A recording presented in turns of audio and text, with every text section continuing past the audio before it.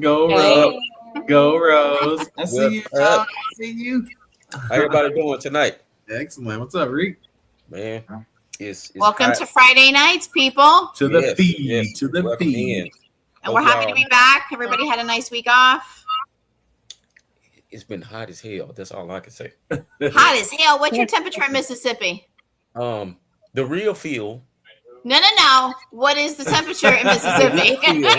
Like it says, the real feel, I think, is 101 right now. Now the temperature. Oh, well, you can keep that. I was thinking we was in South Florida, we was going to outbeat you, but you can have it. Today, our feels like was 95. Well, it feels like 95. But that humidity is something different. Don't let it fool you. I promise. Hey, I put out a warning today. It's called a swamp ass warning. Let me tell you, you better be ready to rock and roll. Anything above 103, you need a rag. I promise. I promise. I won't complain about our 80 degrees. I know that's right. Oh, I'm coming there, girl. That's right. Feels like 82. Yeah. Feels like 82. It's been 101 here for the last 3 days. 101. Oh, no. Goodness. And you're moving? Yeah, man. Yeah, we just finished moving, but the cool thing is there was a tornado. The reason things might not be great is because my guy can't come till Sunday, my internet guy. So we're having all kinds of fun here in the studio, right? Because normally you would have done came and gone, but he can't come till Sunday because there was a big tornado and blue transformers. Ooh, we were without power for a whole day. There are some places in the city that are still without power. Like, it's brutal. It was brutal because so it's been fun, but man, it's all right. It's all right. No big deal. Just kind of a technical glitch. We got it. I hope everybody hears me okay. I'm sorry if I sound bad. So yeah. Yeah. Who is that? I know we hear whispering. Rose, how you doing, honey? Your mic is on you. Hey, check this out. Ain't it wild that I got my hero and my hero back to back? Look at that. And it's right next to each other. Look, I'm in between heroes all the way around. Look at that. I'm so protected. Look. There's Amy. Hi, Amy. Hi, Amy. Yeah, we miss you too. It seems like it's been longer than a week. I don't know. Maybe it definitely does. It feels like it's been way longer. We took enough PTO now. Time to get back to business. Yeah. How was everybody's 4th of July? I had Wendy's. Me and my granddad had Wendy's. I know that's right. We went to Rose and Ashley's house for a little while in the afternoon, and then we went to a friend's house that did some fireworks. I'm gonna fix our lighting because I look real white. She's glowing. My sister got married on July 4th, and so we Oh, had a fabulous! You know what? It was Yeah, lovely. I mean, you said that. Congratulations to your sister, Elder. That's Thank right. you. And marriage is a big step. You know what I mean? Especially like a lot of people think especially in the epilepsy community, they think that you can't find your person. And let me tell you, it is untrue. Look at all these people surrounded on this camera. Everybody here is in love or has love. It's not about being with someone. It's about being in love with yourself. So just love yourself. Everything else will come. But there is life after epilepsy. Trust me. It is. Yes, It is. there is. We all are walking testimonies to that. That's right. That's one thing that we as epileptics should stop doing. We need to, not should. You have to stop doing that. You have to stop allowing the stigma to put you up into a place of where your mind makes you feel like you can't have nothing. Like you can't have no love, you can't have no friends, you can't have a life. It's like the main word is can't. You can't do this, you can't do that. You can't stop. Because the only thing you'll be doing is hurting yourself because you'll be speaking stuff into existence. Right. And life and death comes in the power of the tongue. So if anything, take the apostrophe and the T off. You say, I can do something. I can have love. I can have a good life. I can do what I want to do. You have to stop. You have to step up on the stigma of epilepsy. You have to damn near break his neck. Even if you have to do a wrestling move or whatnot, jump off of a table to your bed and make it seem like you put your elbow into the epilepsy. You have to. You have to. I mean, everybody that has epilepsy, I'm sure, has went through these stages. And the depression stage is really where it gets real, because when you first start having it, you're trying to figure it out. Then you're asking why. Then when you've been dealing with it, it makes you depressed because your life is changing so fast, and you're not expecting it, and you're understanding that your life is changing, and then you're like, why? And you allow yourself to become depressed. Everybody that has epilepsy goes through it. Even the caretakers, they go through it because they watch you going through it. And a caretaker tends to want to have the answers to make you feel better. But this is something that you have to fight that off. You really have to fight that off. This is the part where you have to stand up. You have to find a place, go to it, and you have to unlock that divine strength. Because once you unlock that divine strength, you'll be able to come up out of that and get up on a good note and start walking in your essence, and understand and realize that, hey, you got it. Don't let epilepsy stop you. Don't let them, I call them demons. Don't let the fact that you be fighting with demons from time to time stop you from living your life, because you deserve it, just like somebody who doesn't deal with it deserve it. You deserve everything that you want. You deserve to be blessed. So in order to be blessed, you have to believe. You have to believe up in it. You really have to believe up in it. Because even if you don't have seizures, there are going to be points of times where we're down and we feel like off or feel sad. Those are going to come. But hey, darkness comes right before the light. You have to believe that the light going to come. If you don't believe that the light going to come, then you'll never see the light. Hey, well, let me just say this. I believe that you have to conquer the dark. You got to conquer the dark. You can't run from it. If you go to the dark, a lot of people look for an escape. And my thing is this. I tell my sons this all the time. The struggle is where character is built. Now, mind you, nobody really wants to go through this struggle, but you have to be comfortable in the dark. When it comes to the dark, you got to love it just like it's yourself, because if you can't become one with the dark, you'll never be able to appreciate the light. You know what I mean? So lean into epilepsy. Definitely don't run from it, but you can't get away from it. You got to learn to live with it. You can't feel sorry for yourself. Like Miss Rose said, you need to get your butt up and get moving. Like the day don't stop. The only thing you really get in this world is time. And once it's gone, you can't get that back. You can get everything else back, material, but time is the only thing you don't get back. So don't sit back wasting it sitting on your hands. Get out there, get out, get something, and help someone while you do it. Heather, we've been trying to figure out a way to do the pumpkin thing for Halloween, the purple pumpkin. And we got a bunch of ideas, except for we need to figure out a way where we can get it advertised to everyone because we want all the states to join. So sometime this week, let's get together. Let's figure this out. Try to get something in the works because I think that'll definitely help a lot of communities and a lot of people to get out and just show support. So we definitely want to get on that. Ashley, what did you do fun today?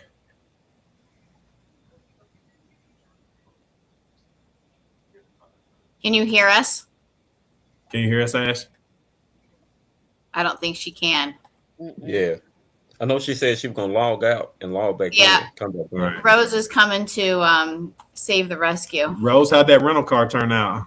Right now. Rose, can you hear us, Rose? Yeah. Rose can hear us. Hear them? There she go. No, All right, there they go. Log out.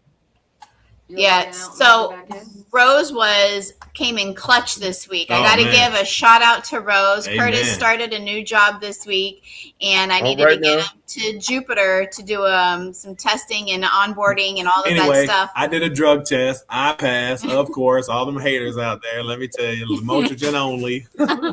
So Rose came in clutch while I was at work, and she took next my week is honey something different. and she dropped him off and stayed with him and did the whole thing and took up 2 hours of her or 3 hours of her morning. And I, from the bottom of my heart, want to say thank you, my love. Also, I thank you too because I got to spend time with you guys. Sometimes I don't accept help often, but you guys, I keep forgetting this, but you guys are family. So it's not like I'm putting you out there. So I appreciate everything you guys do for us and the support you show us. I mean, it's amazing. And by the way, Rose and I are going to join the worship team at church because we can both sing. If y'all want to have a battle, let us know. All right. Okay. Open mic night. What up, Ash? Did you do something fun today? Tell me what you did today.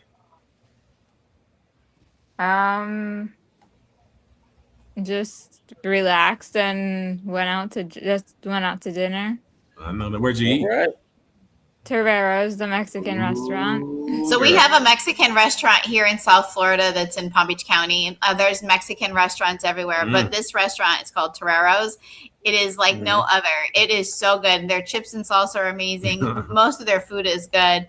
All the food is good. But when you go weekly, like Rose and Ashley go, you get burnt out on it fast. But it's definitely good.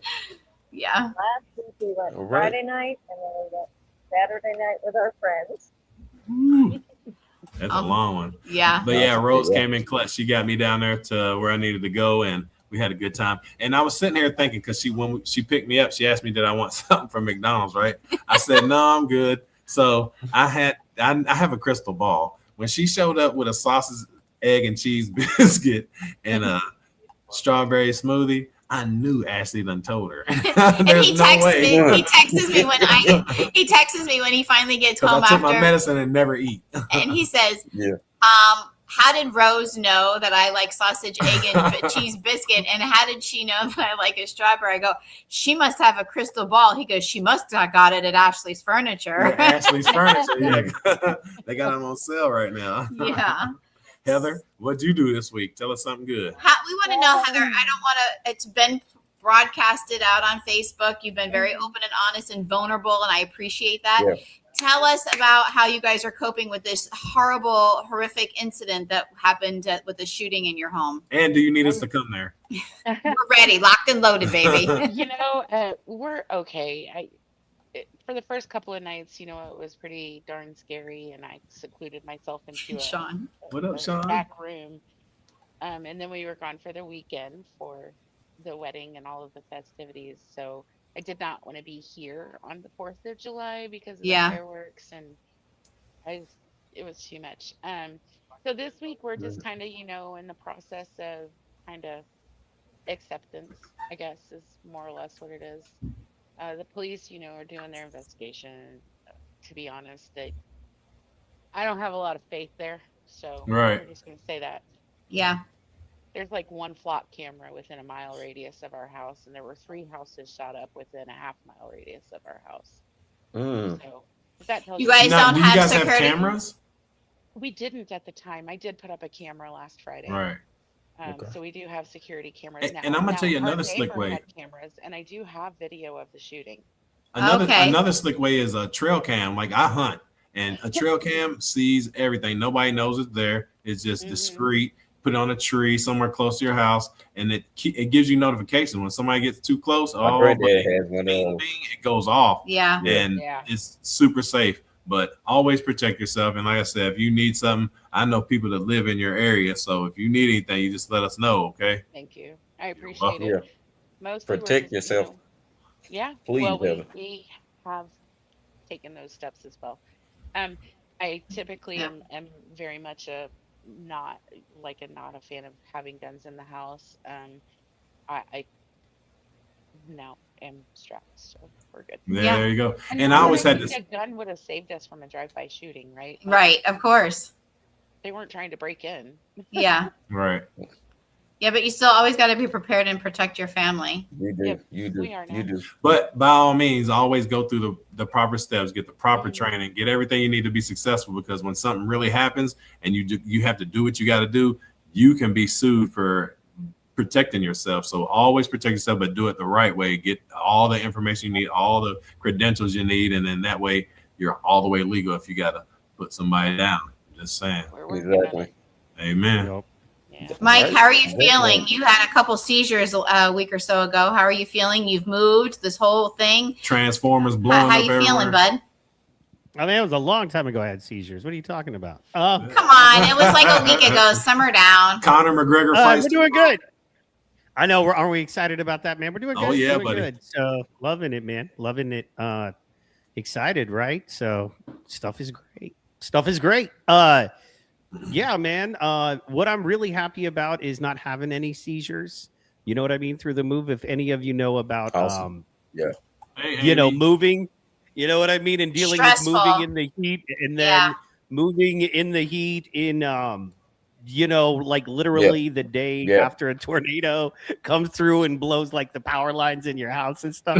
Anyway, sorry about that. You look like you fell out of your chair. I know, because I slipped on the thing. Anyway, long story short, guys. Are you okay? Right. Now you see me. Now you know. That was a good magic trick. John Mike, Cena's you're up slipping on your pimping, man. I'm gonna You go. got that slipping on your Let y'all do pimping, your Mike. thing, man. Hey, Rose, tell Sean we said hi. We seen him peeking back there. Hey, ask him about that super cream. The no lotion needed. Look at Ashley. Super cream? Oh yeah. No, you don't let me want to tell know. There's no lotion needed. Make your leg nice and smooth, and it heals. Is Rose getting it? It's a THC. It's a balm. He was having knee problems, and so he'd ordered something on There it is, right Amazon, and it's a topical balm, and it has THC in it.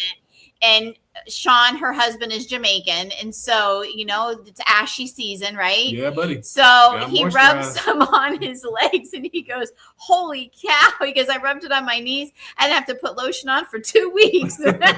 Awesome. I'm gonna rub it all over. Hey, I promise that slap it sound down like with that. some. Yes.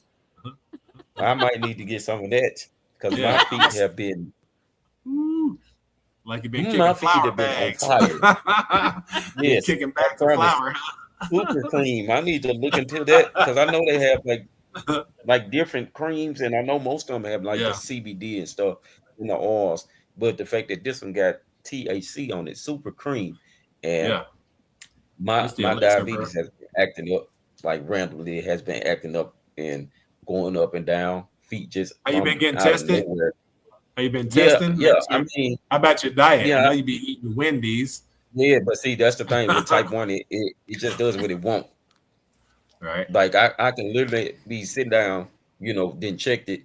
It's like right there at the base level, like 110, and maybe 10, 15 minutes later, it's up in the 400s and 500s from out of nowhere. Wow. That's the tricky thing. Yikes. That's the tricky thing with having that type 1. It's an asshole for real. And Yeah. actually on July 4th just made it 10 years since I've been dealing with it. So Wow. I mean, hey, I guess it came back with be like, hello to your 10th anniversary of having it. Because yeah, I was like, okay, all right. True I got definition you. of a warrior, though. True definition of a warrior. Man. You be fighting through. You still got a smile on your face. So for all you folks out there, he said that he got epilepsy and he's had diabetes for over 10 years. And look, this man's still on camera, still smiling, still getting up, putting his pants on, and getting out there owning the day. So let's just join in. You know what I mean? Let's spread that vibe. That's what we need in this community. I mean, too many people sat down. You look at it like you ain't got nothing to complain about it. You know, you ain't got nothing to complain about because you know what you dealing with. Somebody's out there dealing with something way worse. And that's where I got my strength from. My strength came from looking at, listen, I have frontal lobe epilepsy, but what I seen was other people struggle with epilepsy, and mine is nowhere near. Do I have seizures? I do. But it's nowhere near the caliber of my heroes or the people who like Michaela. It's not the same. You know what I mean? Everybody's epilepsy is different. So for me, I just, like I said, just push through, get up, enjoy the day, believe in yourself. Yes. And understand that you can deal with everything. Why are we getting a feedback? Oh. Because go ahead, Ash. Sorry. Oh, you good, honey? Go ahead. She double streaming. I was doing something on Facebook, and when I did it, the feed came up. I was like, hey, that's us. Hey, also, we've been on here for this long and we didn't do this. We want to send a shout out to Amy Hall. She's the gangster of the whole crew. She's been holding it down like glue. Are you reading the comments, Mike? And we appreciate her for all she does to support the cause. Let me tell you. No doubt. If there was a Mount Rushmore of caregivers, it would be Heather, Ashley, Rose, and Miss Amy. Let me tell you, and my hero. Go Ashley. Amy wrote in the comments. I don't know if Mike's reading them, but she goes, "Babe, are you okay?" Like, now you see me, now you don't. He's okay, honey. Don't worry. We made sure he was good. But on a serious note, we've been doing a lot of things about advocating, and I just want to hear, like you guys, what really helps you to advocate for everyone else along with yourself? Because to be able to advocate for someone else, you have to be able to do it for yourself. So what has helped you guys to get over that hill to where, being as you have epilepsy, you are now ready to help someone else? It's an open question. Anybody jump in there? Mine will be the fact that go ahead. Whoever that was, go ahead. You know, for me, it was not just being able to help Michaela, but to help other people who were going to be in communication or contact with her, so that she never felt like she was alone, and she felt like she could go to multiple different places and still feel the safety of having someone around her, because we could never leave her alone, right? So she always needed to be around somebody who could care for her if she did have a seizure. So that for me, that was what started it. I mean, that, and just wanting to protect my child from. Right. I literally would have preferred to just wrap her in bubble wrap, right? But I know that's right. That's not possible. So, just going out and advocating and spreading that awareness and education made it so much more, it was so much easier for her to live a more normal life. Mm-hmm. Right. Ashley, how did you get over the hump, and what gives you the advocate power? Now I tell you, you're my hero, so anything you do, you're not gonna be wrong. Her mother. Have you heard her? Rose is next. Rose is on. I got a good question for Rose. It's not a bad one, but how do you get over the hump, and how do you pass that on to other people, knowing you have epilepsy also? What healed you to help others? And what helps you when you're having a bad day?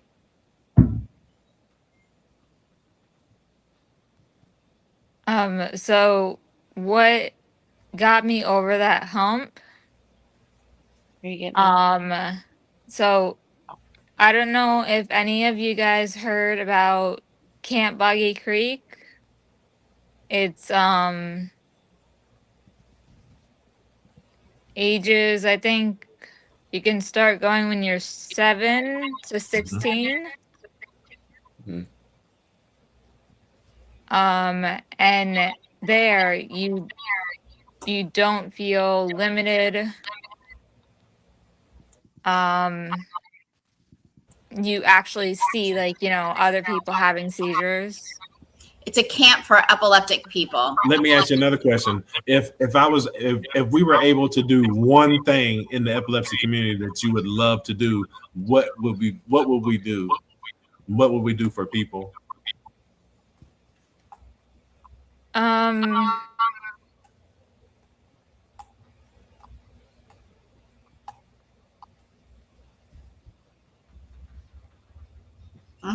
He gave you a tricky question. Yeah. Because well, okay, so let me rephrase it. Maybe it'll help you a little better. What's one thing that you're passionate about being an epileptic person that you want other epileptics to get to experience, that like you're passionate about, something that you advocate for, Right. or like do you want them to like say, you can get a job, you can, you know, like what are some things? Even a camp. Even a camp. There's camps, there's walks. That's what she wants to do. She wants to get a camp for the kids. So if I could do one thing for you, would it be, what would you like in the epilepsy community? If I could do one thing for you. More camps for kids. I know, but I want it for her. More like maybe local stuff that like activities. The groups can get together and just be yourself. And see, I love that. And the reason why I say that is, and I don't know if you guys heard me, I asked her what she would want for herself, and she didn't take anything. And I just said that because she's so selfless, and she put that out there because she wants to do things for other people. And that's why she's my hero. And you watch, I'm telling you guys, pay attention to this day. And we're telling you right now, it's going to be a bill passed, and I'm going to push it through, and it's going to be called the Ashley Howell bill. Trust me when I tell you. Trust me when I tell you it's coming. But follow us along. Ashley's on along for the ride. We're a strong team, and epilepsy don't know what it done messed with. So I'm proud of every one of you guys. Miss Rose, here we go. How? But hey, guys, wait. Right before we do that, ladies and gentlemen, coming to the stage. Coming to the stage. He's fabulous. He's amazing. Right? Some call him a lady killer. Give it up for your friend of mine, Mr. Bobby Stiller. Let's go, Bobby. Bobby, I'm sorry. The other Bobby Marks. Sorry. Bobby Marks. Is Bobby Marks. I'm sorry. I had the other thing written. I'm sorry. What's going on? Night for me, guys. I apologize. What up, Bobby? Not much. Hey, we hear a lot. We hear a lot about you. Amazing. Hopefully all good. No, it is. It definitely is. Hey, and we're also interested in that art you do. Like, I seen a little bit of what you got going on out there, and I'm super interested. So anytime you want to just show it off on camera, let it rip. Okay. So we're gonna get back to Rose real quick, and then I want to jump to back to Bobby. So go ahead and ask Rose your question. I just want to ask, why in the world do you like me so much? And don't you dare answer that. No, I just want to say, like, you always have a smile on your face, and you go through so much, and I know it. But I love the fact that you have the biggest heart on the planet, and you took us into your home and didn't barely know us, and we love you guys. You get a Christmas card, but what brought you to Ashley and I? What allowed you to actually accept us into your heart?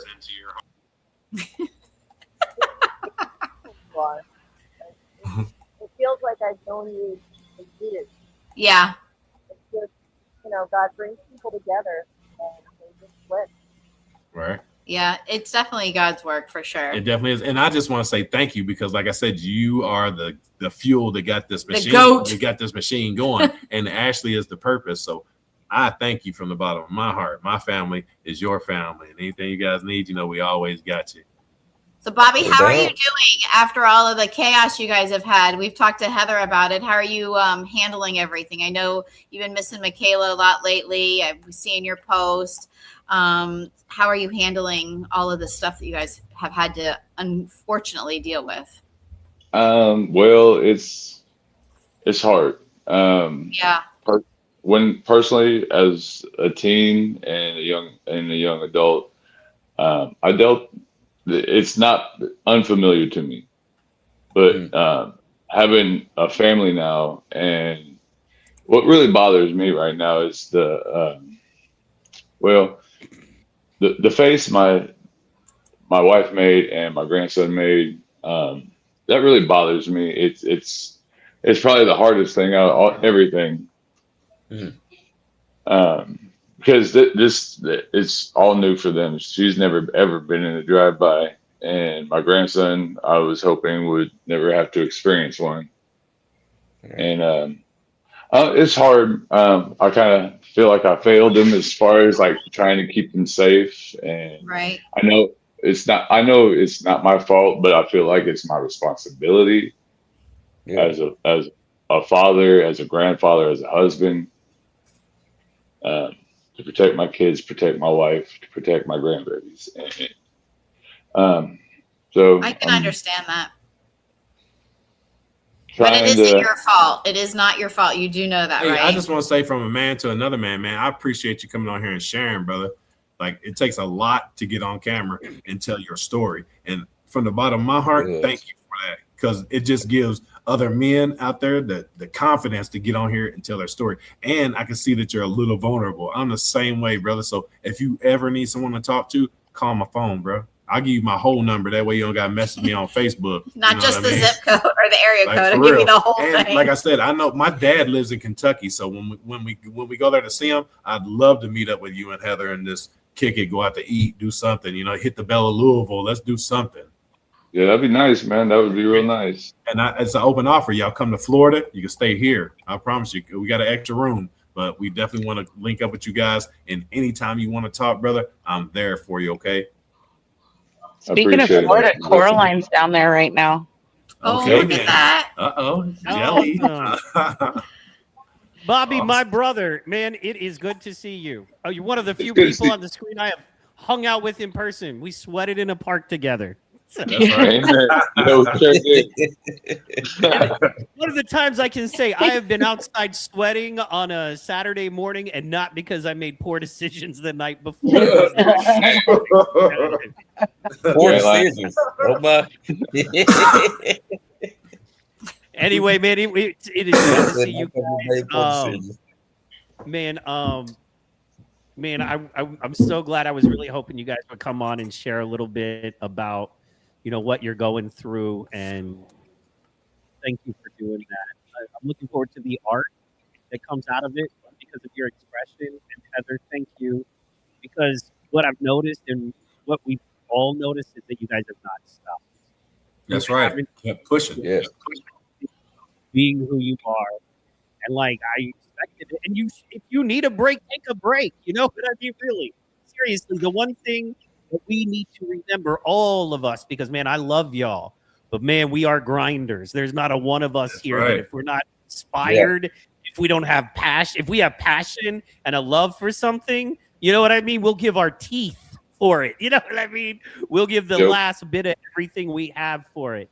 And that is beautiful. And that's what makes us us. And I think that's what makes this so wonderful. But I think it's also important to remember sometimes it's important to, rest, restore, recover. Exactly. Tend to yourself. Yeah, Tend to man. yourself. So don't forget about yourself while you're thinking about other people. Exactly. But I wanted to thank you. Yeah. But I wanted to thank you guys for coming on. And Curtis, Ashley, Enrique, me, Amy, Rose, Ashley, we all love you guys so much for your contribution. Right. And I'm picking out the right frame, Bobby, as I'm building out my new studio. I'm going to be having the art that you gave me. I got a frame for it. It'll be displayed prominently when we get it done. Then anything you want to do for us, holler, we're available. So to display your art. So, Right now I'm got my hands full with the projects I got going on right now. Hey, I seen you got some murals going on. I'd definitely love to see them. Growing up in California, man, we got those all over. So when you get one done, post it definitely or share it with me, because I get down. Tell them about the one mural that you get to do. I finally broke down. Well, I didn't break down. I finally got the board to break down and allow me to paint murals.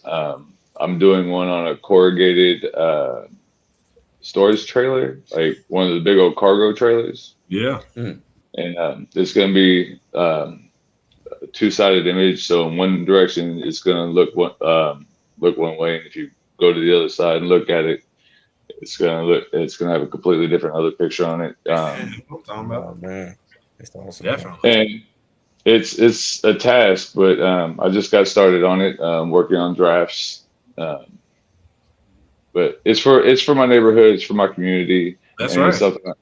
It's something that, you know, even despite what happened in my neighborhood, and you know, luckily there was no tragedies that night. No one died. Right. That's the most important. And that's the best part. And not just in this house, but in anyone's house. One person got injured, but other than that, no one died. And that's the blessing. Thank you God for that. Talk about heroes, guys. Yeah, I didn't pay. We did cash. But- $41. I had Right. I will get the door. I take pride in my neighborhood. I care about my neighbors. I've worked real hard to build relationships with my neighbors, especially the ones on my street and the street behind me.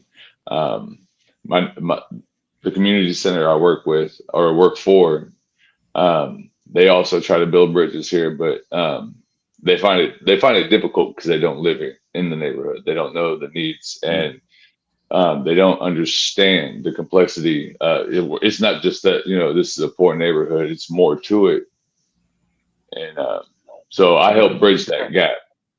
I help them understand. I'm their foot in the door when it comes to this neighborhood, because I mean, they've tried doing it by themselves and gotten robbed.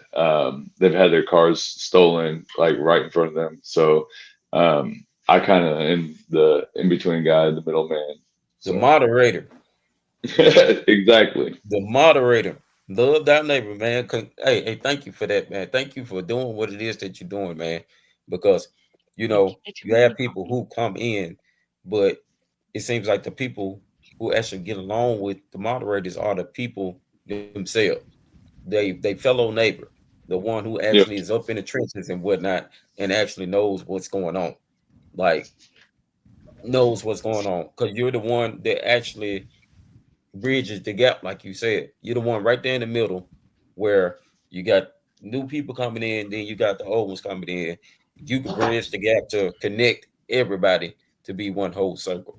So you're basically just doing what it is that we as people, especially Christians, if you are a Christian, you're following the word of God and love. I'm not necessarily. I wouldn't call myself a Christian. I follow the word and the moral blueprint that Jesus made. Amen. The man of God. At the end of the day, it's at the end of the day, yeah. But I mean, right down from the stray cat to the homeless guy, they're all my people.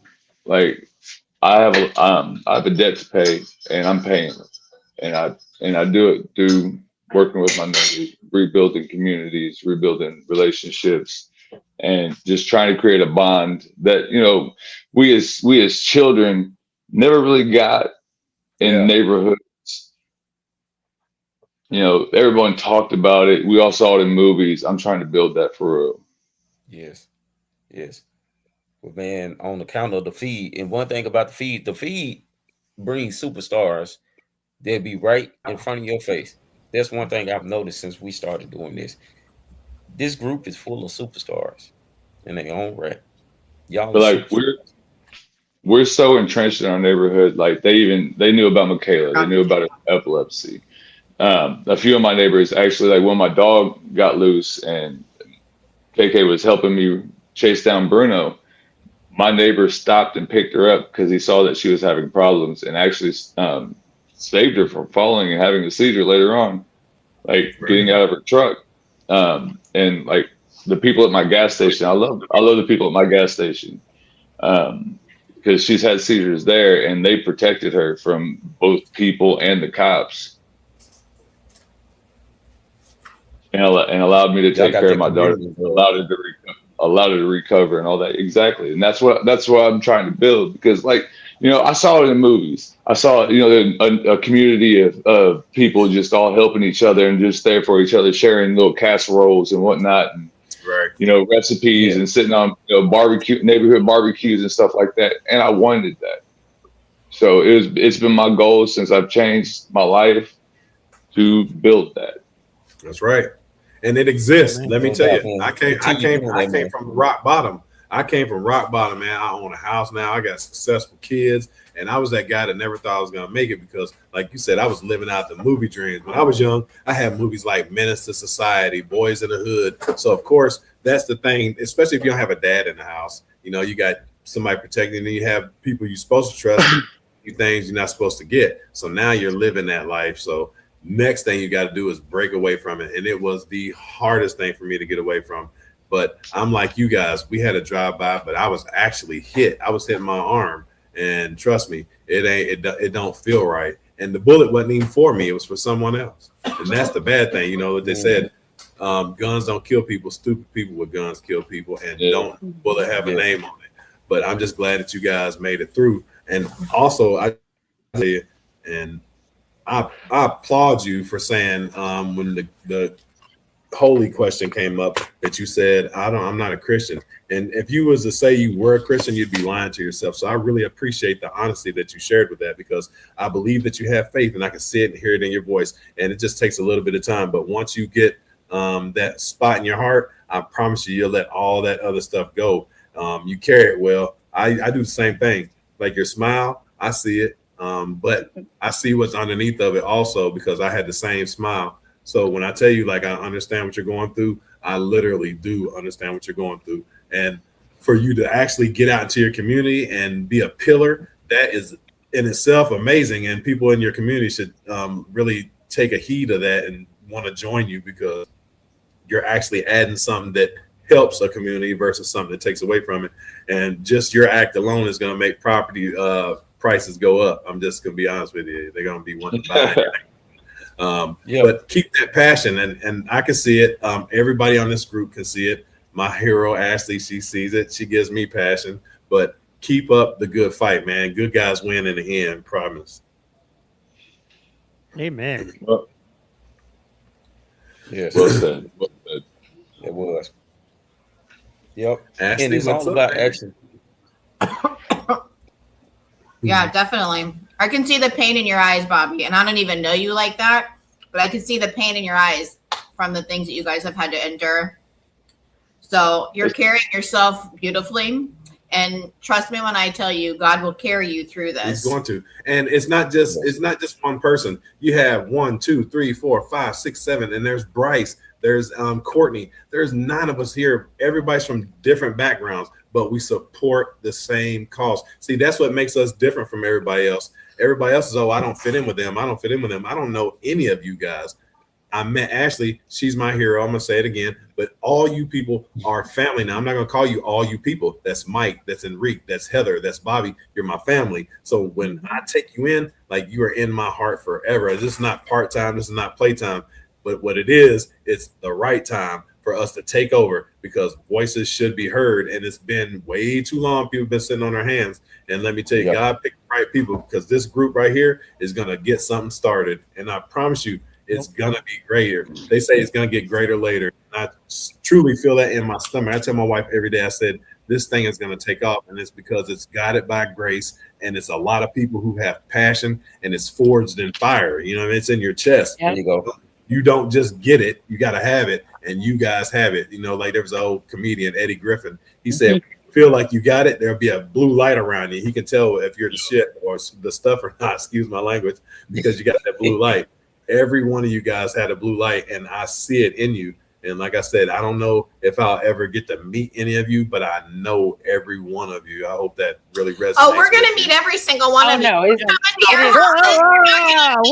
don't know stuff. I'm just saying. It is definitely in the cards. Hypothetically speaking, you got to look at either the glass is half full or empty, but we're definitely coming to see all you guys. But I just wanted to also hit this. I've been doing a little research today, and I was just galled by the numbers that I came across.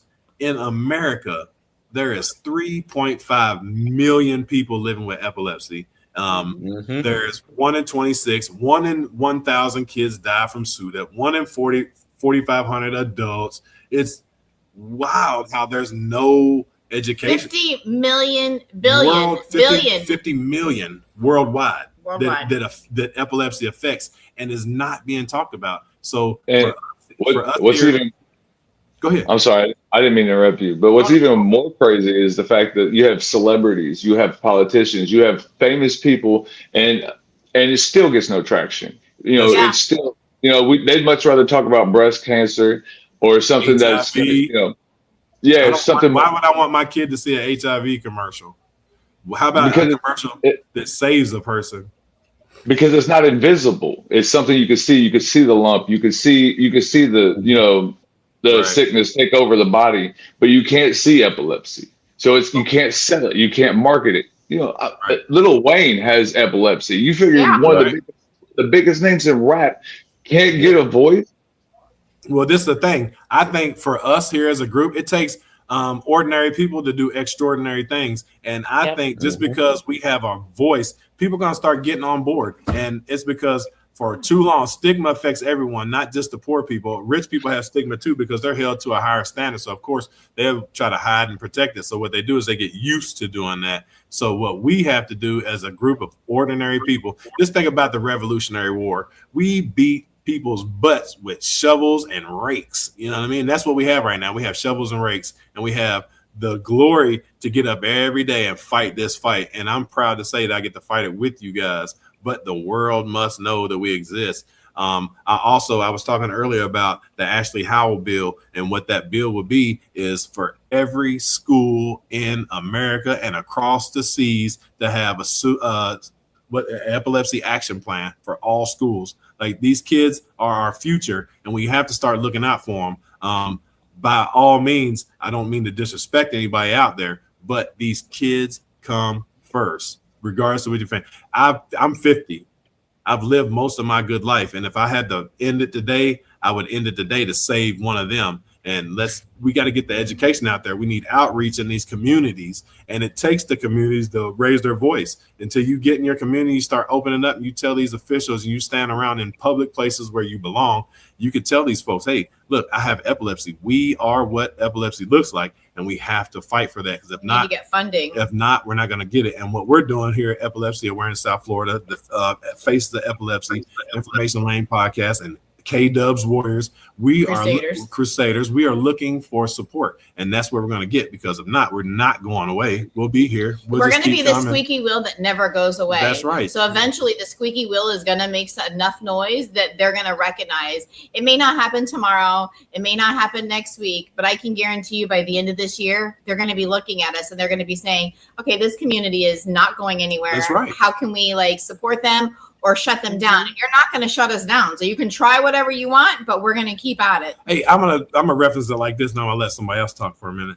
Is epilepsy to me is like on Shawshank Redemption, where Andy Dufresne kept writing the letters, and they sent him a box of books. And he said, well, hell, I guess next week I'll send them 1,000 letters. And next thing you know, they built him a library. We are looking for the epilepsy library. And I'm telling you, we're not going to stop until we get it. And that's the plan. We're all voters. We all vote. And what we have to do is start making these people live by the saying, for the people, by the people, not for the people only if you don't have epilepsy. We have epilepsy. We need commercials. We need people getting trained. We need our first responders knowing that I'm not a drug addict. I don't need Narcan. We need people to actually step up and learn that you don't put a spoon in someone's mouth. You don't hold them down.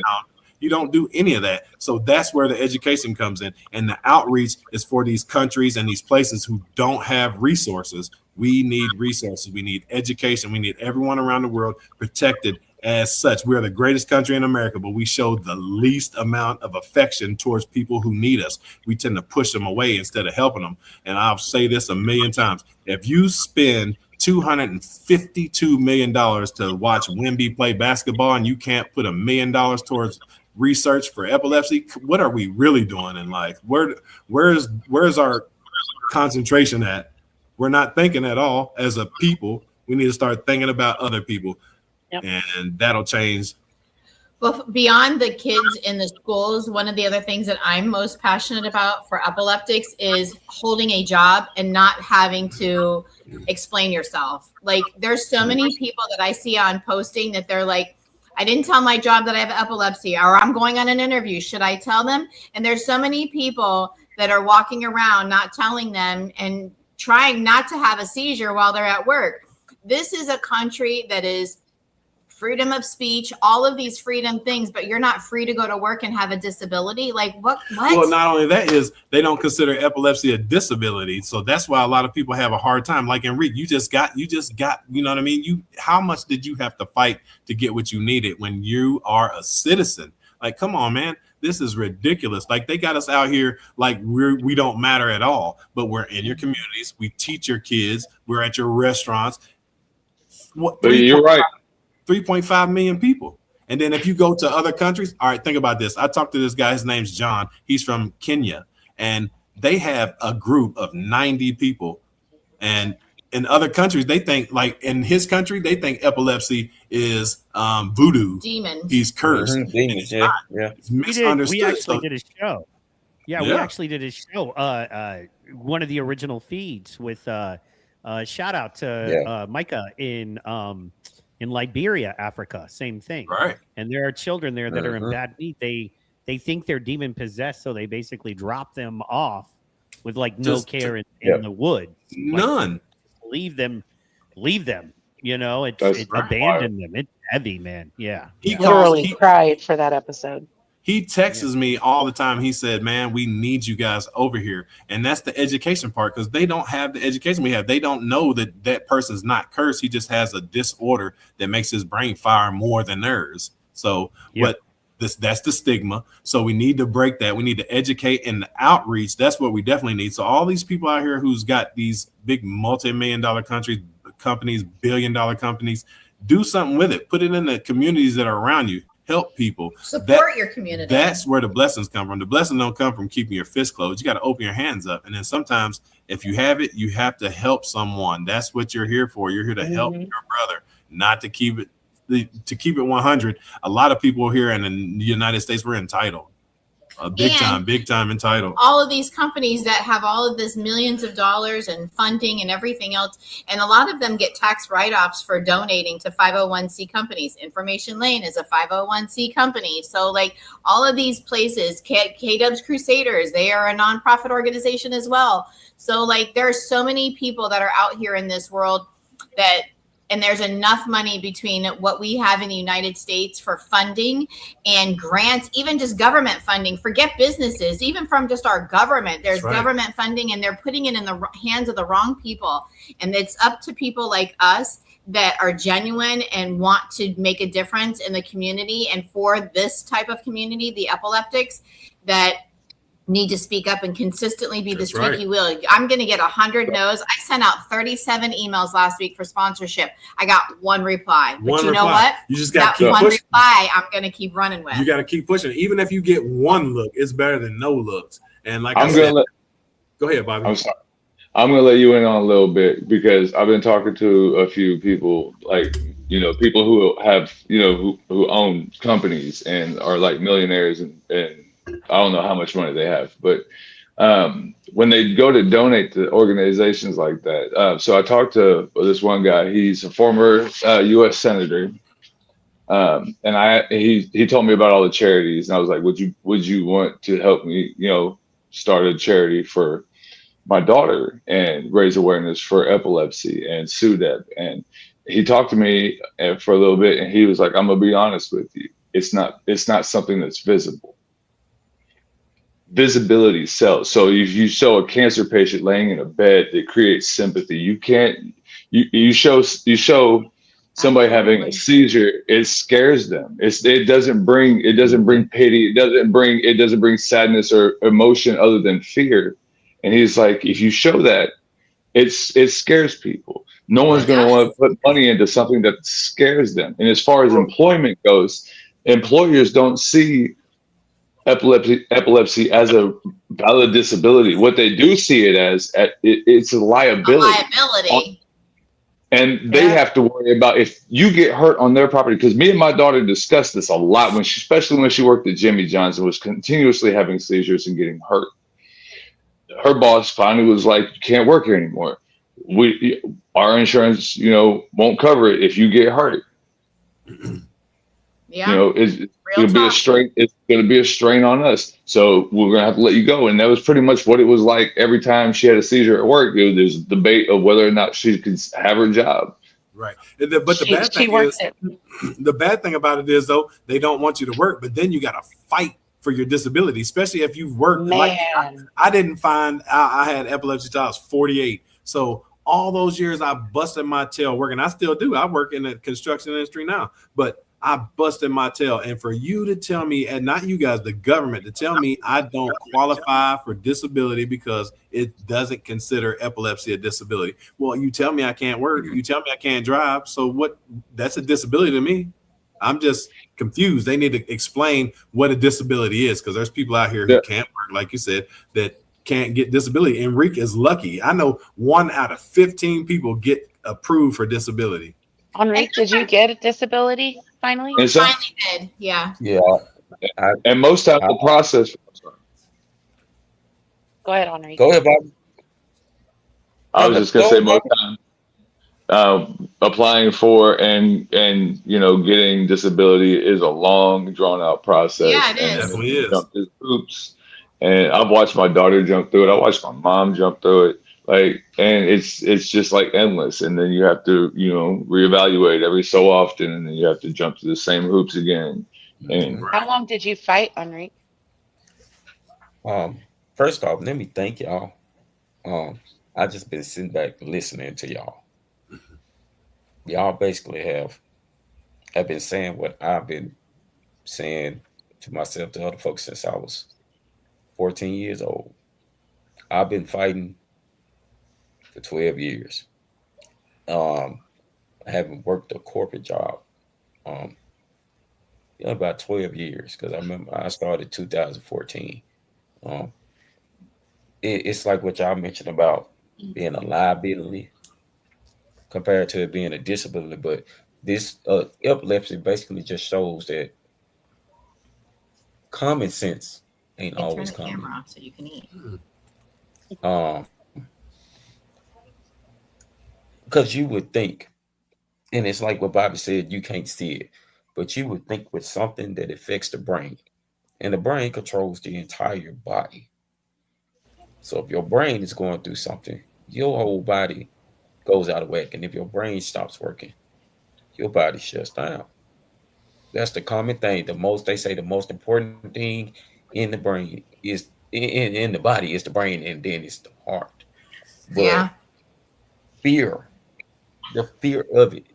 I mean, because like how y'all was just mentioning, people get burned. They used to think back in the day, in the dark ages, they would literally burn you in the middle of the street because they thought you was a demon. They thought you were possessed. Right. But there are so many different types of seizures and things like that. But you would think, see, the key word that I just said is think. You would think that something that goes on in the most important organ, the brain of all places, that you will put more emphasis on it. More people die from seizures than Parkinson's, than breast cancer, than all of those diseases. But than anything, it's the highest rate. Yeah, basically. But yet it's still something that's just logical, common sense. I have a brain disorder. I have a brain illness. If my brain stops working, my body stops working. The thing with epilepsy is, even though they're making strides, the best thing that they came up with has a 50-50 chance of working. That's an F grade. Right. Man. 50. That part. If you was making 50s in schools, did you even put your name on the paper? Exactly. You put your name on your paper and you get 50. That's right. And we thank the neurologists and the hepatologists for doing what it is that they do. But I've been saying, and I'm just gonna be honest, I've been saying F the government for a long time, especially with that. Because one thing about it, in me fighting for so long, I had to develop the mindset and the strength to just keep on going. Like, find other ways. Even if you're not getting a paper check with a company name on it, keep on trying to work, keep on trying to do something. because they not going to acknowledge it like y'all been saying because they can't see it. Right. But that's just like you saying. You so you want to acknowledge that, but we all acknowledge air. And the only time we really get to see air is when it's cold. You know that it's there. Well, the gentleman I spoke to, the gentleman I spoke to about this, about getting donations and possibly, creating some sort of charity in hopes of raising awareness. He said, "How many brown ribbons do you see?" And I was kind of like, "What do you mean?" He was like, "How many brown ribbons do you see?" I was like, "None. What are you talking about?" And he was like, "There are no ribbons for colon cancer." Why is that? Because it's a disgusting part of your body. No one wants to talk about it. And why do you think no one wants to put money into seizures and the seizure research, or in epilepsy, or any type of brain disorder? Parkinson's cells, cerebral palsy cells, because it's visual. Epilepsy, there's no sign unless you actually taking a video of a person having a seizure. There is no sign that they have anything wrong with them. That's why I call it the silent. I call that the silent killer, and it wouldn't be silent if they talked about it. It's got to be talked about. That's what we're here for. That's right. Nobody wants to put money into things that scare them or disgust them. Right. And until we find a way to get people, and unlike the drug epidemic, where if a rich kid gets overdoses on heroin, now all of a sudden the rich people care about heroin. So, like you said earlier, rich people, when you've got money, you have a certain look, you have a mask to put on. And you can't let anyone know what's behind that mask, whether it be family problems, disabilities, or financial distress, or whatever. You have to wear the mask, and so you can't speak about it. Otherwise, it puts embarrassment and shame on you and your family. Well, I think though, if you find the right people, none of that matters, because they're gonna accept you for what you got going on. You know what I mean? So, this old man told me one time, and I'm pretty sure you guys heard before, said if you can't change the people around you, got to change the people around you. And a lot of times, that's the tough part. That's the hard part, is to try to start over when you're so used to living a certain type of way. But with epilepsy, they have to realize it. I mean, literally, they have to realize. They say it's not visible. Well, I told them, tell that to the caregiver who has to hold their child, you know what I mean, at the end of the day, or give them a rescue med. That right there is proof enough. So even though the world don't see it, families do. And a lot of times they say the world they talk about it, but let's see them be about it. You know what I mean? That part, that's where we need to start. And I think too, go ahead, Mike. I was just going to go ahead and finish up, man. Top of the hour. I have a little video that I wanted to play for us. It's for Heather and Bobby, but for everyone, that I think it's going to work for all of us. And it's just a little inspirational video. So go ahead, please finish, and then we'll drop into that, rolling into the top of the hour. Come on, ladies. I think for me, where we've been doing sponsorships, it's people that supply things for epileptics. The pharmaceutical companies that supply medications for them. It's the epilepsy alliances, the advocacy programs. The advocacy programs. That's where I want to start at, because all you need is just one person to believe in you. That's right. And then you can get to that next level, and then the next level, and then the next level. And then we're at the senators, and then we're at our state representatives, and then we're at Congress.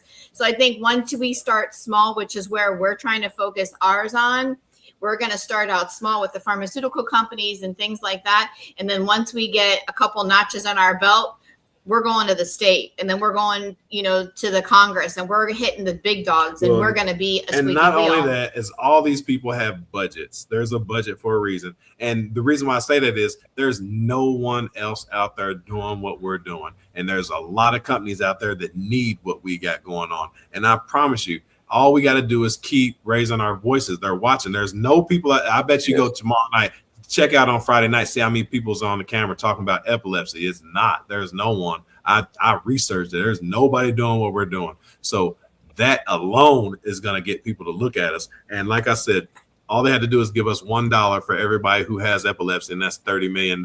So that's what we're looking After for. you show your video, I want to talk about what we got coming up in October.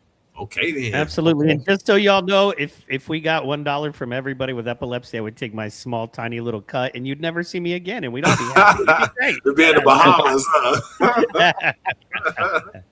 huh? I'm kidding. Okay, so check this out, guys. Y'all this know is what? an inspiration right here. Oh, go ahead. Go ahead. Uh-oh.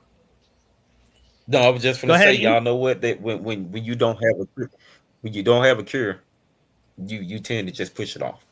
That's basically what it is. Yeah, true that. True that. I don't care how good you are. I don't care how talented you are. I don't care how much you work on yourself. There are some times when things aren't going to go right. There are times when anything that can happen will happen. Life happens. The unexpected, the uncalled for, the unintentional. We've been damaged emotional, damaged spiritual. It may be your business. It may be your heart that is broken today. It may be the number in your bank account that is screaming, you are broke. You can break physically, you can break mentally, you can break your heart, you can break your spirit, and all of those are gonna leave a mark. But the mark that they leave can be the mark of victory, or it can be the mark of defeat. It is staying with the breaking that produces the blessing. It is not what you go through that determines where you end up. It's who you listen to. Because I think right now, you are walking through a valley between two voices. One is wisdom, one is worry. One is gratitude, one is grumbling. One is blame, one is faith. Because every time you break, and in every way that you break, while it's a chance for you to give up and for you to fall apart, but there's also opportunity to get stronger and get smarter and get faster and get tougher and get more stable and get more resilient and get better. What I need you to do is I need you to find a reason to keep going. And if you can find a reason to keep going, I know you're strong enough to do it because you're human. And every human has what it takes to get past whatever they're going through if they decide to. Push through it. Push through it. Tragedy and trials come to everybody. Only the strong survive. The fight isn't over. The fight is just beginning. You have the opportunity to show the world what you are really made of. I need you to look at that sickness that's going on in your life right now, whatever it is. I want you to say, I can beat it. I can beat it. I will beat it. I must. I got a family to live for. I ain't through yet. My life ain't over yet. There's some things in life you don't need no degree for. You don't need no money for it. You don't need no support for it. There's something in life you just gonna get through when you tell yourself, I'm gonna get through this. Regardless of what happens to you in life, regardless of the adversity, regardless of the opposition, regardless of the trial and tribulation, nothing can stop you. The only thing that can stop you is you. No situation, no circumstance, no piece of adversity can define your life. Never let a circumstance define you. And I'm not retreating. I'm not running. I don't care what they say on paper. I don't care if you say we outnumbered. We live by this and we die by this. We don't retreat. We don't run. We gonna stand, we gonna live, and we gonna die by what we stand for, and everybody gonna know what we represent and what we're a part of. I got staying power. I got staying power. Be encouraged today that no matter what you walk through, no matter how broken your marriage is, no matter how many times you failed, there is within you a spirit that is greater than whatever is going on around you. if you would be willing to fight your way through this battle, fight your way through cancer, fight your way through that academic struggle, fight your way through divorce, fight your way through it. If you are willing to fight your way through that singing career, fight your way through boxing, fight your way through football, I'm telling you, at the end of the fight is going to come victory.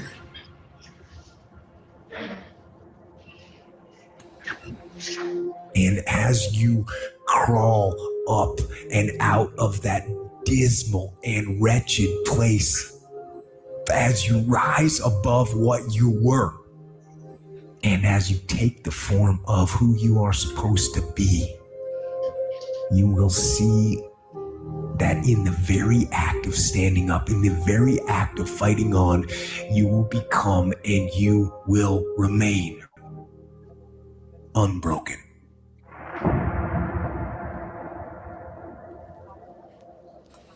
Amen. That part. Amen. Yes. Excellent video, Mike. Excellent video. Thank Definitely, you. man. That encouraged me. I was like, oh man. Yes. Yeah. Yes. That's basically was the word being spoken through a human being's form to everyday language. It was through the struggle. And Yes. that Lincoln Park in the background even made it even better. I mean, you deal with everything that you deal with because you can handle it. Right. Yeah. You never let anything overtake you. Do all of your struggles, because if you think that you're not gonna go through nothing, you need to go back and lay down and wake up again. It is said in stone that you are, because you are gonna deal with things. It's just that's just life. Life has good times, life has bad times. But you don't become strong in those good times. You become strong in those bad times, but because you have to deal with it. You have to find a way to deal with it, endure with it, and come through. And once you come through, you become stronger because you did go through a trial or a tribulation, which is why us just being people of God, we thank Him in the good times and the bad times, because those bad times helps us stay humble and become who we are today.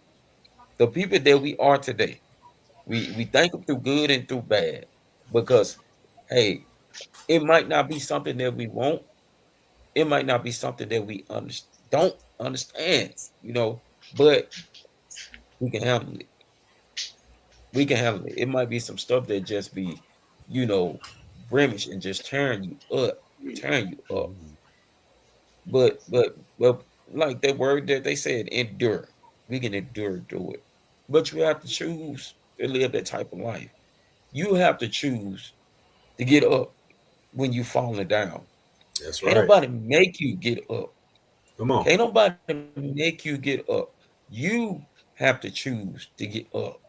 Talk to him. But if you choose to get up, then you develop that type of strength that be, hey, I'm down, but I'm not out. Come on. There are going to be better days. One of my favorite rappers, if not my favorite rapper, Tupac, has a song called Better Days. There are going to be better days. Hey, rain comes before the light, and rain actually makes the grass grow. Them thunderstorms and all of that, hey, there's a season and a reason for everything that we deal with. But at the end of the day, we deal with marathons. We don't deal with sprints. But if you can endure to the end, you will receive that gift that is waiting up on you. All you have to do is just keep up and just keep going. Just keep going. Don't stop. Don't stop. That's it. Just never stop. Never stop. Keep going until you can't go no more. It's just my 2 cents on it. I'm picking up what you're putting down. That's right. Let me get a double order of that. Yeah. Man, if you want to feel like you're going till you can't stop and you just can't do anymore, come help me move in 101 degree weather in July. After Tornado. On about the 5th or 6th load, you're gonna be like, I'm giving all I can give, Mike. I promise you that. You know what I'm saying? It's like the fourth quarter isn't in you. We gonna be all right. Right. Yes, that's right. Because when you look back on stuff like that, yeah. Amy says, you look wise back words. on Shout out to the everybody stuff listening. that By you the way, went we through. got Who we got, Mike? real fast. We got Loretta. Shout out Loretta in the building. Let's go, Thank Loretta. you so much for dropping in, Loretta. Yes. Yeah. Loretta. She Thank enjoyed the you, video. Loretta. We got, of course, Rose in the building there. We There got goes Bryce Rose. in the Okay. building Rose. as well. What up, Bryce? Yeah. Bryce. Hey, Bryce Bryce. in the building. Go, He Bryce. said he's trying to come Bryce in through, the but building. You can come in you know, whenever you're ready, buddy. Kung Fu kicking. he's I a see young him. man. You're gonna end up teaching a class for Shout out epileptics Tracy and Rowe. teach them how to do kung fu. He does jujitsu, boy. Slam you on the ground from the back. Yeah, yeah. Rear naked chokes Epileptics for gonna be- everybody. Look, I promise. Teach them epileptics how to kick somebody in their face, just so they can have more than one option to be able to not only endure, but the face sometimes. Because sometimes you just have to put hands on somebody when they keep playing. I mean, hey, you got to defend yourself. So Well, they said I you think got you're holy. that's actually cool. They say you're holy enough to pray Go for ahead, him Kurt. and holy enough to swing on him. Yeah, exactly. Be like, I don't want to, but I will if I have to. Right. And Well, play my for favorite- him afterwards. My favorite phrase yeah. is try Jesus, don't try me. Yeah, that's right. That's right.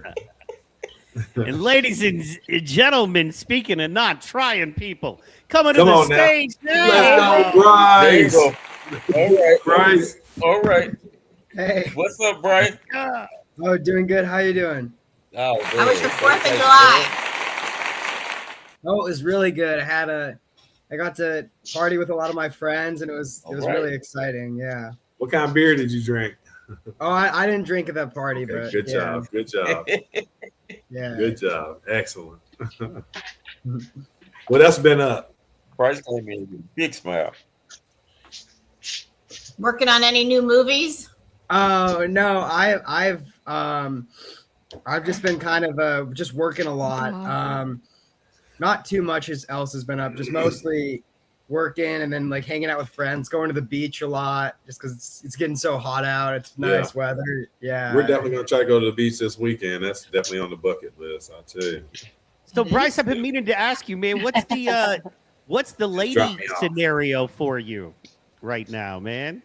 We don't know your lady scenario, dog. Right now I'm single. Oh yeah, let's go. Go, ladies, you heard it. Single Bryce ladies. is single. Ready to mingle. Let's You go, heard it Bryce. here first. Yeah. Are you ready to mingle, though, man? Yeah, for sure. He's been mingling. You just gotta find the right one. Yeah. You know what I'm saying? Yeah. She gonna come when you least expect it. Watch. That's right. And until you find I it, always just keep come living with life, these brother. Keep living life. Yeah, I don't feel like he's suffering. Exactly. Just keep on doing You your know what thing, I mean? I think the hardest thing he's dealing with is decision making. You know what I mean? Like, you know what I'm saying? What kind of girl What you hoodie looking am I for, wearing? Brian? I'm really open to anything. I've had my past girlfriends have come from all different walks of life, and so I'm definitely open to seeing what's up and yeah, just because I've had experiences with all different walks of life, and yeah. Do you have a Man, type? What's your ideal girl? The only lady advice I can give you, only lady advice I can give you is from Belle Biv DeVoe, and it is officially never trust a big butt and a smile. Okay, That's right. Hey, that's not very nice. Heather and I don't like that. Blame Let's say BBD. poison. Blame BBD. Poison. I'm sure Monique would have something to say about that too. Okay. Poison. What's your ideal girl? What type of girl are you looking for, Bryce? Like if Mrs. Wright walked into the door, how would you know it was her? Somebody who loves experiencing different cultures and traveling, for sure.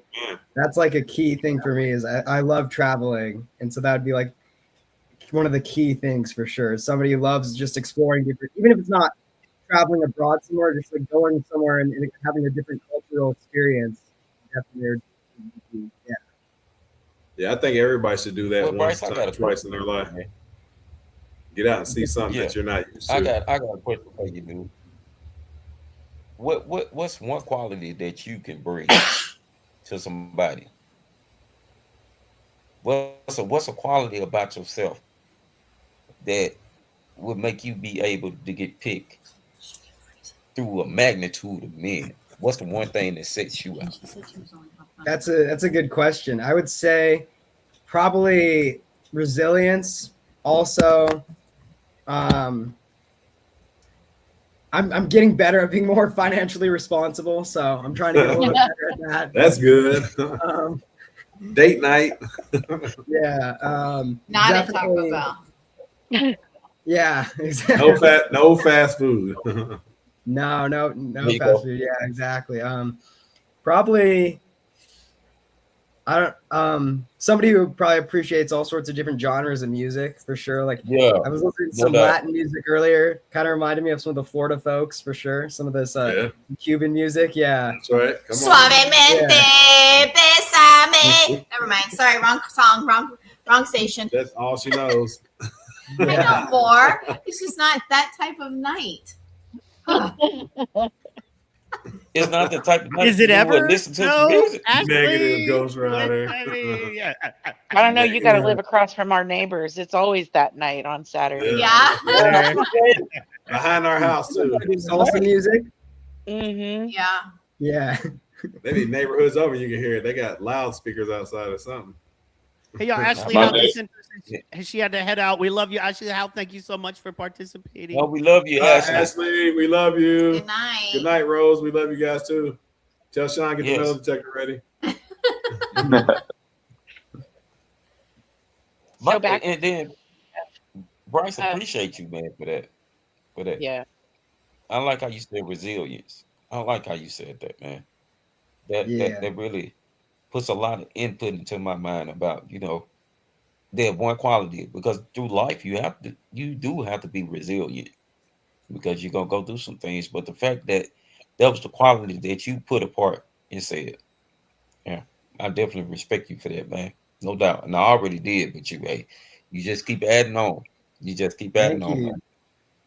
I mean, yeah, like with us, like you get beat down again and again and again, and so you just got to get back up and keep going, and no doubt. Yeah, no doubt. Yes. Hey, Bryce, if you could change one thing in the epilepsy community, what would you change? Probably sort of I think like we have a pretty large community, but I definitely think there are other conditions out there that people are more aware of. And I think definitely like being like that person, at least for my age group, to bridge like this gap, because we have a lot of other medical conditions out there that receive a lot more press and media, I think, than and awareness in that sense. And I think it would be really important education wise, but also like family wise, and building a community like we're doing here to even build it up even further. And so I think definitely, especially like getting a bunch of people in my age group to, because I think there's just in general, I think there's not as much awareness as other conditions out there for sure. That's right.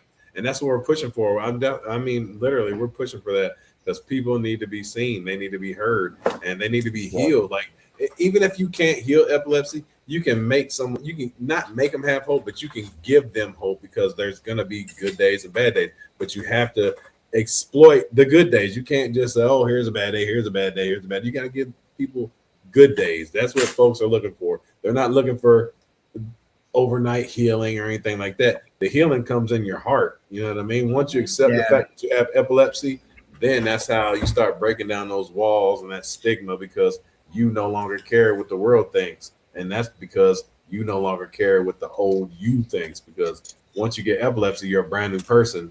You have a birth date. Mine is what date is it? September 1st. I hate to say it, but September 1st was my birthday. That's when I found out who I truly was. It's just like sobriety. That's our day. That's the day our whole life changed.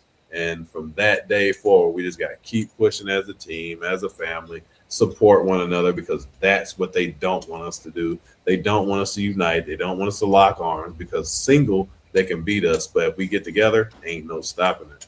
Ain't no stopping us now. We're on the move. Right, we're on the move. Okay. On the move. And I think that's an interesting. Go ahead, hon. Oh, I was going to say that's an interesting thing because you were talking about your, your birth date being September 1st. Michaela's was January 20th, 2011. And every year on January 20th, 2000, every year we would bake a cake. I remember one year she baked her cake. Normally I would do it, but that one particular year she did it, and she wrote on it, celebrating my shaking. Yeah. And it was we just always That's dope. celebrated her diagnosis date because it was literally the day that she was reborn as a different person. That's right. I am ashamed to say that this year we had so much going on January 20th that we didn't bake that cake. Right. And then she died 7 days later. So that was a reality for me was, we actually didn't celebrate this year. And it was the one year we should have. Right. But I'm curious, Bryce, Enrique, Mike, do you guys celebrate your diagnosis dates? So for me, I really, since I've lived with it my whole life and was basically born with it, I don't have like a specific date. And so in terms of, celebrating it or sort of like acknowledging it, I definitely just try to attack every day with the most that I can and try to be the best that I can be and accomplish new things and reach new heights. And so I don't have like a specific like date for sure because it was, in the weeks after birth. But definitely, just definitely fighting every day and yeah. Enrique? I remember mine being on the second Saturday in March in 2001. What day? It was on the second Saturday of March in 2001. I'm gonna look it up now. I'm gonna tell you what day that is. I think it was March 11th, if I'm not mistaken. But like on that second Saturday, 2001. Yeah, the second Saturday of March of 2001. I'll never forget that day. It's like a day embedded in my mind. I remember everything that happened. And what I tend to do, I tend to tell my story about how it led up to that. Because believe it or not, March 10th. March 10th. Okay, yeah, March 10th. Tell you I was gonna look it up. Information lane. Bing, bing, yeah, bing. No doubt. Appreciate that. I ended up getting epilepsy because of stress and anxiety because I was finna get my ass whooped because a teacher called my mother. Oh, I remember this story. Yes. A teacher called my mother and woke my mother up out of her sleep because of a project that I did not know how to do. And I was scared of my mother. I have God rest her soul. My mother was 5'2" and hit like an urn. When she hit you, like your chest literally felt like you had to plead to God for a couple of seconds to get back air. And what my mother told me is this is PG-13 at the best. What my mother told me I can't repeat, but when I heard her, because I could hear her being pissed off, getting woke up out of her sleep, and that was just one thing you did not do. I don't even want to say my teacher's name. I'm not going to say a name, but I've always seen her face. Always seen her face on that second Tuesday because she was the reason. She was part of the reason, in my opinion, but this is just my child mind. You the reason why I ended up getting this because you called and woke my mama up out of her sleep.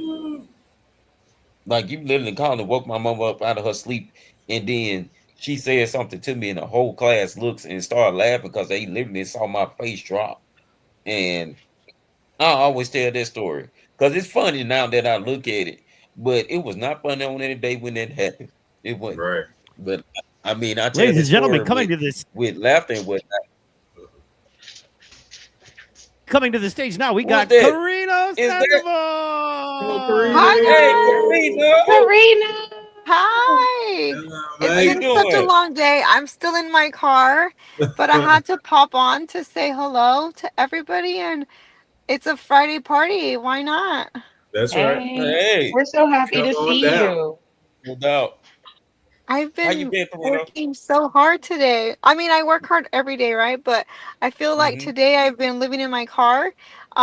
Today I was able to pick up our 5K posters. So yay.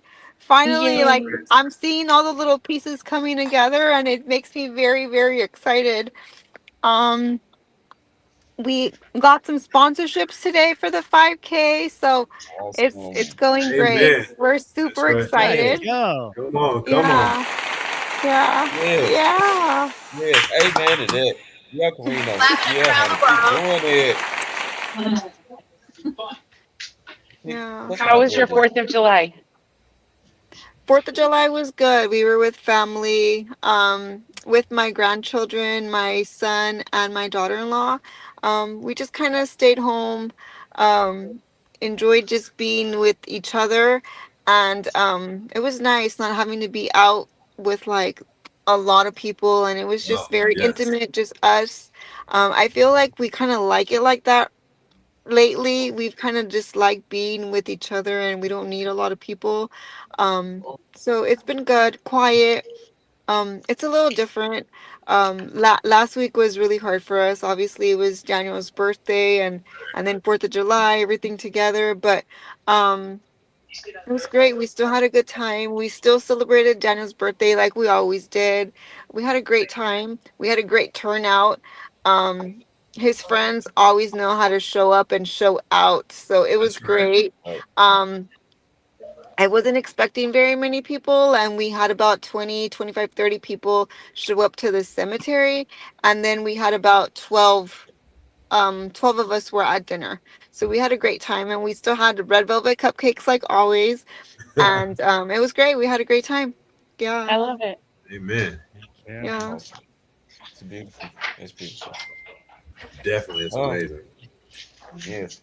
These people in Tomorrow this in our hey, tomorrow in our community, we're going to be having an epilepsy awareness community picnic.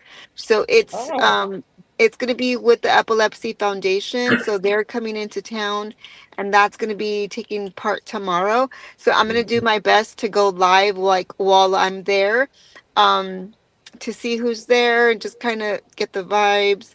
And I'm going to be sharing like 5K information, helping people like sign up if they want to, and then just being able to share like my story and Daniel's story. And so we're going to be in the community with the Epilepsy Foundation. So we're looking forward to that, and just kind of prepping little events here and there where we can be able to be a voice, right, and Right. not let people forget that epilepsy is real. Epilepsy is something that needs to yeah. be spoken about and not like hushed, or not, we're here to change that stigma and let people know that it's real, and we're here to encourage, empower, and inspire.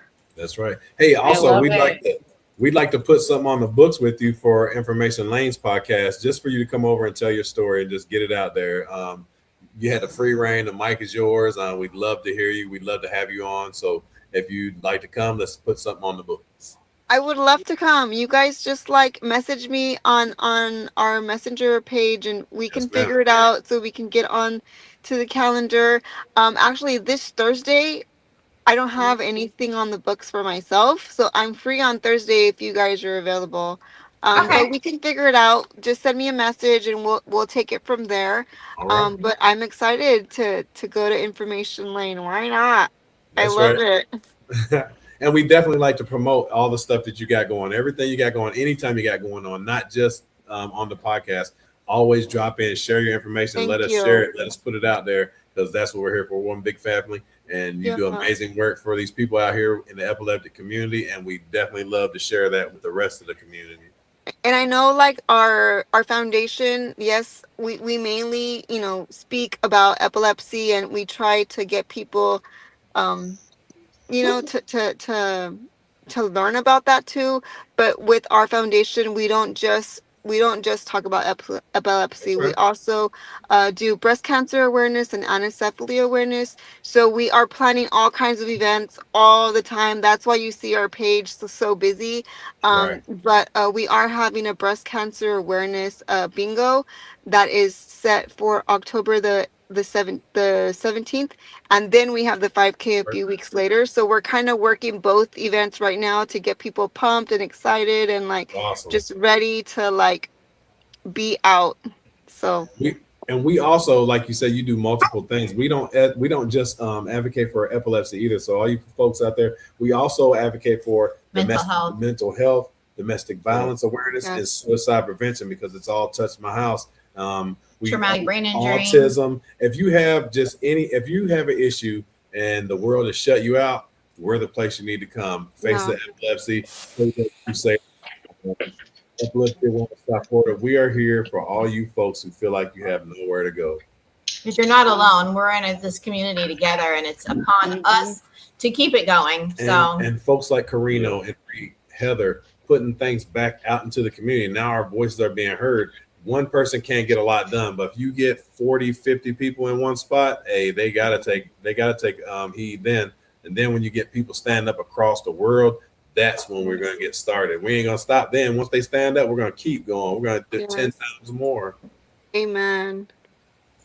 So we're working hard to be able to change how people think and how people see and view the epilepsy world. Because I mean, I myself don't have epilepsy, but my child did. So now I advocate, be a caregiver. And I'm forever going to be Daniel's mom. Like that's never going to change. So I will forever have the heart of a caregiver. That's right. Because I mean, I may not have to care for my children, but I will one day have to care for my parents. I will one day have to care for my children if they need me to. So I'm always going to be a caretaker, caregiver. And so that's my role as a mom, as a wife, as a daughter, and as a sister in Christ. Like if anybody needs me, like they know that they can reach out. And that is, like that is why we do what we do. Because through the foundation, we also feed the homeless, clothe them as well, help the students at the college, and we help where we can with as little or as much as we have, and we know that the Lord is blessing our foundation. The Lord is pouring His love onto us. That's right. That is right. And little by little, we have grown, and I mean, it's grown. We're a year and a half, and we are a full blown, foundation with a 501c3. Did it take a lot of hard work? Yes. Is it so worth it? Yes. Did I cry a lot? Yes.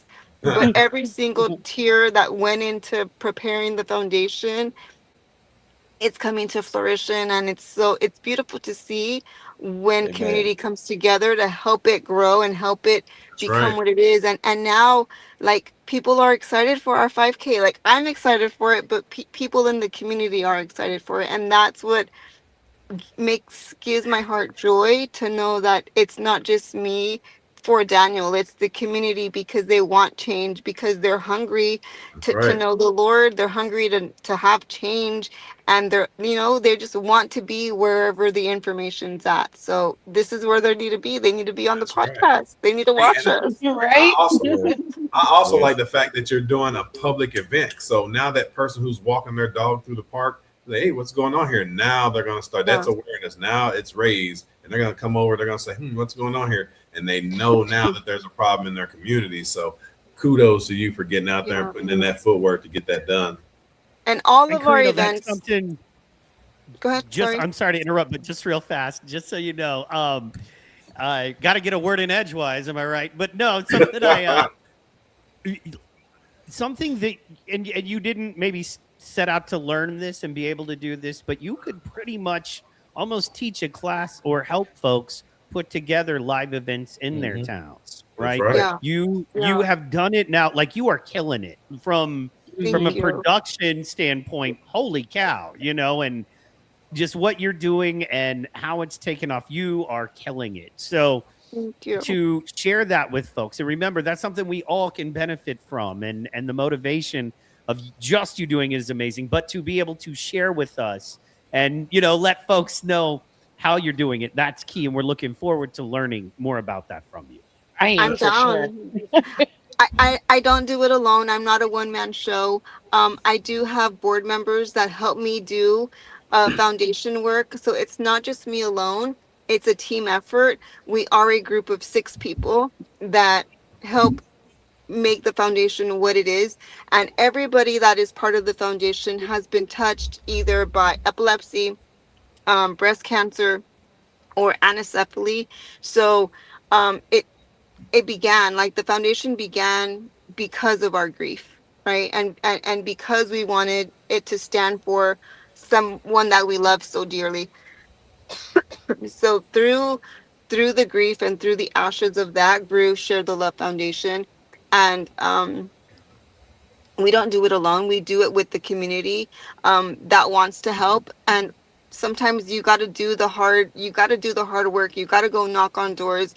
You can't be afraid to get a no, because you will get no's, but more than no's, you will get yeses. The I feel like the harder you knock, they'll eventually listen. And thank you, Jesus. This year has been amazing. We're just getting started, but we've already gotten donations. And it's amazing, because last year I was a little, afraid about what we're going to do, because money has to be spent, and I was not sure if we were going to be able to do it, but praise God we did. But this year's been different. We're growing. People are wanting to be at our events, and it's an amazing thing to see. Like, every little thing that we do has an impact. So don't ever think that, oh, it's not a big event. It doesn't matter. It doesn't matter if there's 5 people there.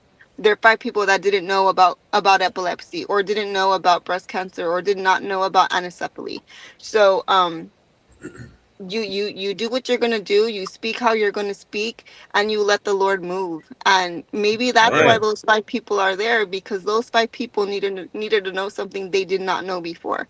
But when they left your event, they left it inspired, empowered, and ready to be able to change not only their lives, but the lives of other people in their life. So don't ever think that, oh, it was not a great event. It doesn't matter how big or small.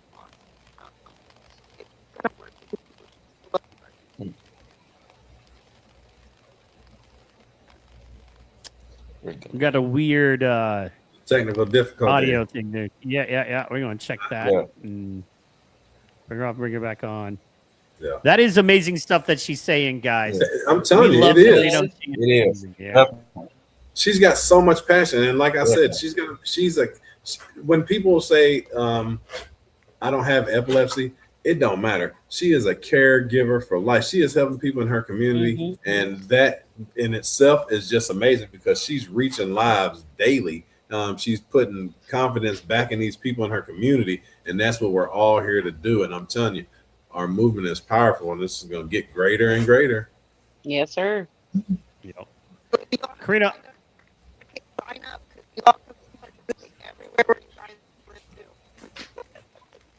We're having a little bit of issues with your connectivity, Karina. If you want to try to log out and come back in, that would be awesome. We're just having a hard time with your audio. Or are you on Bluetooth right now? No? Okay. It might just, who knows what's going on? Who knows? No. Yeah. Just come back right. Like, I'm going to drop you and come right back. Look at, she's like, oh, great. I'm sorry. That was amazing, though. That was an amazing drop. Thank you so much for dropping in, Karina. Thank you. That was awesome. Yes. I love what you does. Yeah, definitely. He's so encouraging. It is. It is. The one word that I've been hearing all night that I think might be the word of, not might, that is the word of the night. 2 words: foundation and community. Yeah. There's 2 ways that a man would build his house, either on stone foundation or sand. And when it rains, if you build your house in sand, your house floats away. But if you build your house on stone, your house stands.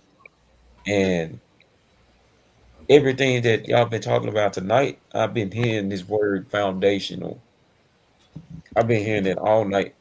Like foundational, foundation, foundation, foundation, foundation, foundation. Creating the part that holds the entire building up. Because without a sturdy foundation, your house gonna fall. So Mm-hmm. you can tell that everybody that has come in this group are on they're on the same page. You're on one accord because it's constantly people getting on talking about foundation and how the foundation is supposed to be. And when you have everybody on that same accord thinking about the same thing, building a foundation and willing to take the time, because strong foundations, they take time and they take effort. You have to put effort into things that you want to last, that you want to hold up. You know, when you're building a foundation, it's gonna be some time, effort, things spent, but the joy and the aftermath of it, you're gonna see it's gonna be able to uphold. And that's the one word that I've been hearing all night is foundation. So, I mean, I've been happy just sitting back listening to all y'all because it seems everybody has the same mindset of being foundation and building a foundation and building a community. And at the end of the day, that's what it's always been about. You know, already have the plans set, already are making moves.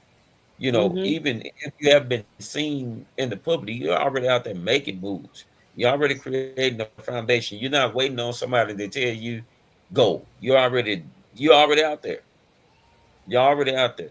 It's like y'all said, something it's not gonna take the rich person, it's gonna take the common folk. It's gonna take the common folk, the impact. I mean, most of the prophets were common people. They came and had to deliver a strong message that endures. The common people are the ones that's gonna be the reason why epilepsy gets put out there. It's I gonna be agree the with common that. people. It's gonna be 100%. the I common agree with people. that. I do too. Yep. As much as having, the corporate sponsorships and um, the politicians and all of that bringing awareness to it, as nice as that would be, the Yes. reality of it is you're probably not going to get that right away. And Facts. so all of us normal, I don't know, normal's relative, but all of us everyday people um, doing what we're doing and reaching out and like Carino doing her events down there, and I'm just so excited to find my way down to her area sometime. Cannot wait for that. And then Ashley and Curtis doing what they're doing down in Florida. It just and just all of the things. It's so encouraging to see common people going out there and doing the hard work, being the hands and the feet of and doing the good work. That's literally what I've been looking for in my community. Is a group of people who will do exactly what my heart wants to do. That's right. And that's what I found here with you guys. So I'm super excited about that. Um, you know, we talked a little bit about what we want to do for Michaela's first, big event for the K Dubs Courageous Crusaders, and we drafted our first letter this week. Um, to request sponsorships for the October event for Suit Up Awareness and Suit Come Up on. and Epilepsy Awareness. So we're going to kind of try and get that going. We want to do a purple pumpkin project. We want to take it out to, and we're trying to get a pumpkin patch to sponsor us and allow us to come there, do our event one evening there, have all of our people come, make it a public event, and then I'm trying to make this nationwide. That's Um, right. so yeah, we're gonna have to talk about this a lot more in detail, but we did draft our first I'm letter Let's this week go. excited. for our first sponsorship and requesting. We're gonna send it out to multiple different pumpkin patches here in Indiana to try and get one of them to donate their space to us Yes. instead of having to pay for that space. And then with the Michaela's Ripple project that I need to get in contact with Mike about, um, we're gonna, that's gonna, put some places on the map too. I'm super excited about it. Just all the things and seeing how Michaela's ripple can connect with Carino's, Daniel's ripple and Curtis's and Enrique's and Mike's and Bryce's, and just how everybody comes together and our ripples overlap, and how we can affect change in all of our worlds just by being the hands and feet of this movement. So I'm so excited. So excited. I look at our motion, I look at our movement. Go ahead, Karina. I believe because we're here, because all of us are like, we are helping that ripple begin, and it's going to move oceans, and it's going to move mountains. And I truly do believe that the little bit that we see that we're doing, it's a little bit for us, but some days it feels like it's a lot, right? That the way that we're, the way that we come together, and every Friday we're on the pod, and we are making that change. The more that we do this, the more that we connect with each other, we're connecting with the world through the internet, and it's just a matter of sharing our lives, and sharing our, not only our live on the web, but like our lives on Facebook, and sharing their lives, sharing your stories. Because like, if I wouldn't have spoken to Lisa, I wouldn't be here. Like, if I wouldn't have reached out to Lisa for one thing or another, like, we connected because of grief, right? But that grief has already changed so many people's lives. And so, we're living in a different way right now. We still are grieving, but our grief has brought impact to other people's lives in a positive way. Yeah. So I agree. That's right. No doubt. And even though some days I feel like I'm still drowning in my grief, especially lately. Like, and I know it's still soon, like it's only been 6 months. But I feel like it has a huge impact. Well, you've also been through some other traumatic events, so that just kind of like stirs up those wounds as well, where you thought you were healing and things like that. It just takes something that small, And for me, I look at you and Bobby, and I see you have every reason not to smile, but you keep smiling. Your cheeks are rosy. Bobby got a smile, and you guys are fighting a battle that no one knows about. Yeah, silent fight. Now they know about your struggle. People are going to understand that there are real families affected by things that are not spoken about. So, like I said, you guys are on my heart. I get you guys no matter what you need. Just give us a shout. I appreciate you, man. The only reason I'm smiling right now is because I'm literally in a room full of people who are empowered by not just their grief from loss, but also from their disabilities, and it's amazing. And my approach on trying to gather sponsors, and I'm gonna aim high. I have a shotgun approach. I'll shoot for anything in front of me. And I'm gonna hit everything in front of me, and I'm gonna hear no's. And I took the words from my mentor, one of my closest friends, my employer, my pastor. He said you have to be bold. I watched this. I literally watched this man start from just a small little church handing out food donations on Saturdays and Sundays to a community center where not only are we, taking in people from the neighborhood and helping them, with their bills, paying their rent, paying their bills, giving them resources on how to get jobs and connections. I watched this man build all these connections from the ground up, and he said, "You have to be bold.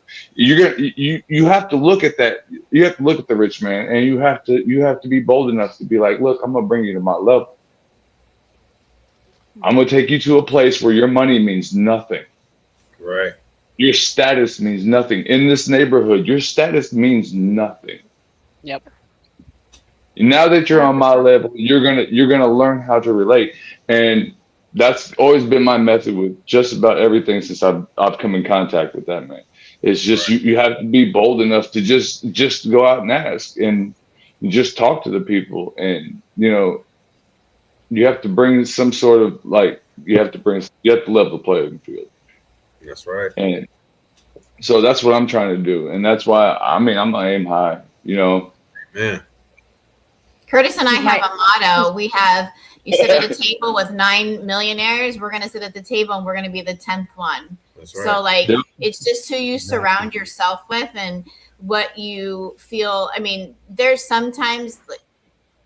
days, I'm not going to lie, that I feel like, God, are we just spinning our wheels for something? And it's because we live in an instant gratification world.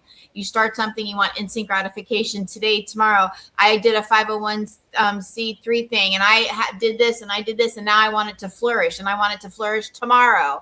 And it's just not, that's not the way that it is. It's the people that have that grit. It's the people that have that determination, that have that passion, that have a community. Those are the people that bring awareness to issues and topics like this, what we're doing. So like I said before, we're the squeaky wheel that's not going away. Yeah, you got to take that no, and like Missy Elliott said, you got to put that thing down, flip it and reverse it and get on.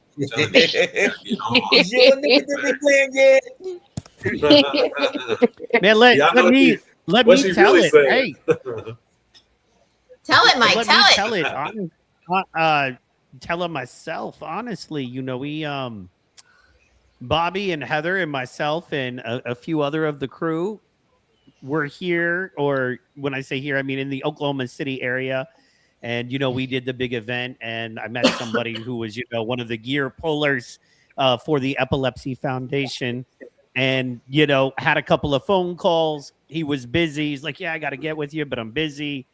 Hit him up again. He's like, yeah, I got to get with you, but I'm busy. And I was like, you know, let him tell me that and just moved on. But, you know, as Curtis has said, as Ashley has said, as Bobby and Heather have said, you're absolutely right. You know, I'm about to go camp out in my man's office next week because he's going to deal with me. You know what I mean? Right. And that's, you know, especially because tell him we want our pictures. Yeah, exactly. You know what I'm saying? So, and I got his coffee mug, so I'm gonna bring that back to him. It was meant to be. So, but yeah, we're going to. I'm gonna. You know, I got his phone number, and yeah, you know, it's you know, absolutely, you know. So, a true story. I should have sat on him harder, and I haven't yet, but I'm about to. So, get ready because we're about to be friends. You know what I mean? Right. We're about to be friends. Right. He doesn't even know it. You know what I mean? And Mike, I need to give you. So go ahead. Mike, I need to give you Bradley's information so that you can connect with him since he's down there in Lawton. If y'all can put together some kind of little event, him and his little family and his little army buddies will come and support you. We're all about it. You know we're all about it. Let's go. So yeah, I'm gonna get with a guy that was like, you know, he's like, I run the thing, and I was like, cool, we'll get together. And he's like, we need you. And he also was talking about, you know, doing a show and getting together with us and doing a podcast with us. So, you know, being a guest. So absolutely. I'm going to sit on him. And what I like is that I've said it now. I love making myself accountable to people like Enrique. You know what I mean? People like Heather Curtis, Ashley. You know what I mean? You're the kind of people I want to be accountable to. You know what I'm saying? So I appreciate that. There's nothing better you can do than hold yourself accountable to, you know, the kind of men you want to be like, in my opinion. So yeah, now I've held myself accountable and now I got to come through. So now I got to do it. Cause I know next week I'll be like, so how'd that go, Mike? I'll be like, we're not doing that. We're not doing that. So I'll be like, he has a lovely home and he drives a great car. And you know what I mean? His birthday is November 3rd. It's going to be great. It's going to be great. That's right. You're doing an amazing job, Mike. Let me just tell you, amazing job. Man. You don't know how much you're doing for this epilepsy community. And let me tell you, you provide a platform that we can be successful on, man. From all of our hearts, we thank you. Yeah, for sure. Oh, come on now. Come on now, we're a team. Grief brought me here, but love keeps me here. Amen. Amen. We all have a story that brought us here, but all of our story that says why we stay is all the same. Amen. Yep. United under one cause, and that's family. Yep. Not epilepsy, it's family. We give a damn. Amen. We give a damn. That's eloquently speaking, when you give a damn about something, you'll get up and you'll make the move. You'll be out at night while other people are sleeping. When you really give a damn. No, I'm too old for that. And I'm speaking this eloquently, as I said, like I said, this is PG-13. Y'all know the other word. Yeah, it's PG-13. Y'all know That's the right. other word, but I'm just gonna use the phrase, you give a damn. When you really give a damn about something, you would do what it is that you need to do That's right. to make sure that it gets done. Then the people in this group actually give a damn. I Yep. mean, the word that I will use after hours starts with an F, but we give a damn. And when you show It's that you family. really give It's a damn, family. That's right. there we go. There we go. We're gonna use So we, that. Yes. so You we, give a we give a family. Fruit Loop. Yeah, yeah, yeah. We give a yes. Any F word that you want to use, we give a freak. And the That's fact that right. we give a freak, you get up and you go do Hmm. your actions. You act upon it. Because your actions speak louder than your words, and anybody can say that they give a damn about you, but when they really give a damn about you, you know it. Yep. And the fact that the people in this group really give a damn about it, trying to spread the word in any manner, they're gonna do it. And that's basically it's been everybody in this group have been people of action. Because talk is cheap. Talk is cheap. Isn't it though? They say it's not about the person, the loudest person in the room, because the loudest person is normally the weakest person is in the room. Amen. You have to pay attention to that silent one, because that silent one is the most deadliest person in the room, the one that's not saying nothing, but actually would react, because you got somebody that'll come up in your face and be, but then you get up in the face of this silent one and they just pop you. Hmm. So we're a group of silent killers. We're gonna kill Yep. the stigma. We're gonna do the thing, whether they want to hear it or not. It's gonna get heard. It's gonna get done. Everybody gives a damn in this group. I mean, I've sat here all night and just listened to y'all, and I know what I see because y'all show it, so I see it. I mean, not only on the podcast, but in y'all everyday life, y'all are really out here giving a damn about it, to where y'all are making moves. And I could be no more prouder of y'all, each and every one of y'all, happier that I met y'all. I mean, because everything is connected. The foundation is building. It's set. The foundation is set. I say the Hmm. foundation has been set because everybody has been doing their thing, but all of the things that we all have been doing have been connected for one goal. Right. One goal. Community. Community. Yes, Yes, ma'am. Yes. yes, yes. So everybody, like Kurt said, like Hilda said, we give a family, we give a Fruit Loop, we give a frugal, That's right. A Fruit Loop. and Let's get whatever. it. Yeah, hey, whatever other F word we give a Fruitopia, it doesn't matter. Fire truck, fire We truck. are there. You go. All right. Fire truck. Yes, we trying to save it, and like I said, just doing what like the kids say, doing what it do, making it do what it do, keeping Yeah. it 100, and standing on business. Actually Yeah. standing on business and That's right. being about what you talk about, because anybody can talk about something, but when you really about that life, you'll show them you about that life. That's right. Ric Flair said it the best. He said, "To beat a man, you got to beat the man." We here to beat stigma and epilepsy. So, Yes, woo, sir. amen. There you go. Right there. Woo! Styling and profiling. Yeah. Oh no, y'all Limousine didn't do that. riding, Woo! jet flying, wheeling, dealing, kiss stealing. Woo! Son of a gun. Oh my God, it's already 11 All o'clock. right. All right, guys, as we round the corner out here, we're going to start down in the corner with Mr. Awesome himself, Bryce Salmon. Bryce, go, tell the people Bryce. how and where they can find you. Yeah. So to find me, my Instagram is Bryce BRYCE.salmon SALMON, and my Facebook is just my name as well. It's Bryce Salmon. And YouTube is Bryce H Salmon. Love it. Love it. All Some of my right. stunt stuff the other day. Absolutely. Yeah. Okay, Bobby, No doubt. tell us how and where they can find you. I mean, you can find me on Facebook under Bobby Marks. You can find me under my art page is Dead One. You can find me on Instagram at Stalking My Living Room. and you can find me hopefully one day in your neighborhood, putting up a piece. Come on now. That's what I'm talking All right, man. No doubt. And you can catch me on almost, well, I can't say every train, but you can catch me on train cars too. If you ever stopped at a light. But yeah, I'm also working on TikTok. It's hard for me. I feel like a little kid playing on that thing. So, but yeah, that's where you can find me. That's where you can find me. Thank you. Heather, talk to us. What do we got? Yeah. K-Dubs. You can find me on Facebook at Heather Marks, of course, and then K-Dubs Courageous Crusaders is our foundational page. You can also find me on Instagram as MC Gam Gam. Just as a I always forget about Instagram, but I'm trying. Putting some effort into it. And don't worry, because I'll be the one behind Bobby taking pictures when he's in the neighborhood putting up a piece That's right. for you. Come on now. I love it. That's I right. love. We'll be there having fun with it. Of course, the co-hosts Ashley and Curtis, talk to us. Go ahead. I'm Ashley Merklin Lane on Facebook, and he is Curtis Lane on Facebook.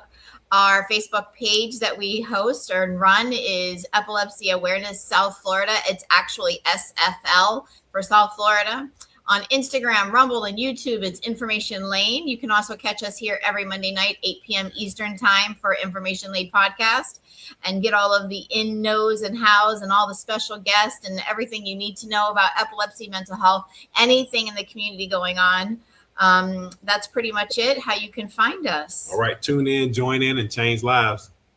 Like, subscribe, and comment. That's right. Sharing is caring, right, guys? Run it back. That's right. Sharing is caring. Like, yeah. And you can find me in a cast of characters, including some of the fellas you see right here on your screen. On I don't know what happened just there. Sorry about that. That was a button hit. On the PT Podnet, just go to PT Pod Show on all your favorite socials, and there we are. We're going to let Enrique close it out. Come on, Reek. This Friday night was a very special night. This Friday night was one of those nights where we sit down and we talk amongst each other. Throughout life, you do have struggles, but if you have love, foundation, and community, you can always build and always defeat a stigma.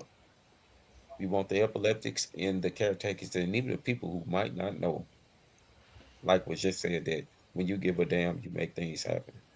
So at the end of each day, give a damn about one another. Give a damn about the caretakers. Give a damn about the epilepsy. Give a damn about yourself. Because when you give a damn about yourself, hey, you're going to make things happen. I always believe that you can make things happen. Once you are able to believe that you can make things happen, you will make things happen. My name is Enrique Willis. We want to thank y'all for watching us again. Tune in next Friday on the F.E.E.D. And we out of here. That's right. Deuces. Bye. Bye. Bye.